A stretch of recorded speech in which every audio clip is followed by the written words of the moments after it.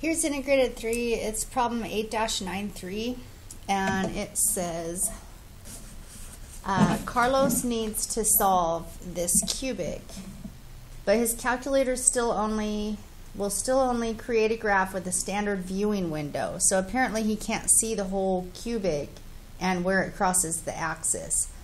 He sees that the graph of y equals 2x cubed plus 3x squared minus 8x plus 3 crosses the x-axis at 1. What are all the solutions to this polynomial? So we know that the cubic crosses the x, if x equals 1, it crosses, or if it crosses the x-axis at x equals 1, then x minus 1 is a factor. So what we're trying to do is write this thing as a bunch of factors. Let's see, it's a cubic, so I'm thinking maybe it's going to have like 3 factors. And then we'll use the zero product property to determine exactly where all the zeros are. We know one of the factors is x minus 1, right? So what we're going to do is we're going to divide, using our new polynomial division, divide by x minus 1. And what we're dividing into this cubic. So we're going to put this term in this first box here. So it's going to be 2x cubed. And now we're asking ourselves, x times what equals 2x cubed? Well, I'd have to multiply by 2x squared here for the inside, because it's an area model. You know, like you multiply them and then the answer goes in the middle. So that, now I can look at it and figure out this one, because negative 1 times 2x cubed, that's going to be this, whatever goes in here. Now here's the tricky part. This one, we just noticed this when we first did the lesson. This one plus this one, they're going to be like terms. They're both going to be cubes. And we know that when we add them up, they're going to equal this. So we have to ask ourselves, negative 2x cubed plus what equals 3? So I'm going to put a 5x cubed, because when I add these together, I get my 3x. Oh wait, sorry, squared. Sorry, squared.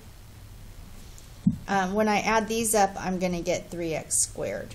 Okay, and then because I know what this one is, I can look up here, and I know this times whatever's up here equals what's inside. So this will be 5x, because that's the only thing I can multiply with x and get 5x squared.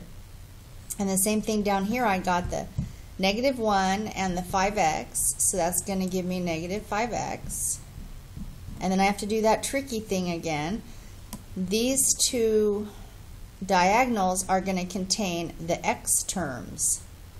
So the x terms are going to add up to negative 8x. So I got negative 5x, so I need negative 3x to make them add up to negative 8x. And then that tells me what goes up here, because x times negative 3 would make what's in the box.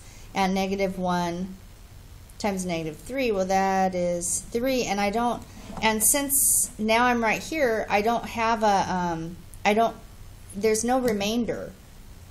And we knew there wouldn't be a remainder, because they told us that x minus 1 was a factor. So what this gives me right here, this tells me that x minus 1 times 2x squared plus 5x minus 3, that's what our function's equal to. That times that, that's what factor means. Factor means it's multiplying. Now this is a quadratic, so I can use quadratic formula, or I can try to factor it the old-fashioned way, and I actually already did. I factored it because, you know, I used my diamond problem. So I put the 2x squared in here, and I put the negative 3 here, and I multiplied 2x squared times negative 3, and I got 6x squared. And I put my 5x down there, and then I asked myself what two numbers multiply to make 6x squared. And I actually found two numbers that do that. So those went in the box, and hopefully you have ways that you know how to factor, and if you don't, you can put it in the diamond problem.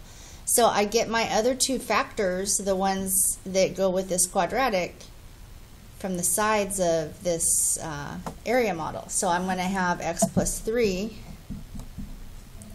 times 2x minus 1. And then I'm looking for the zeros, aren't I? Didn't Carlos, he was looking for, he was looking to solve it. And so it says, what are all three solutions to that? So now I can just set those equal to 0. So I have x minus 1 times x plus 3.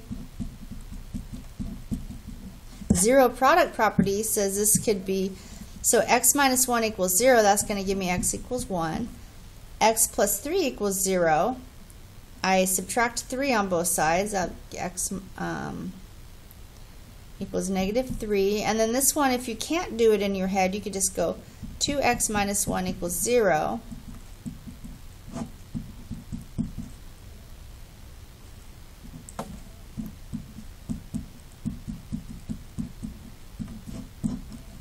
So I just I kind of look at it, and I just, in my mind, I move the 1 over, and then I divide by the 2.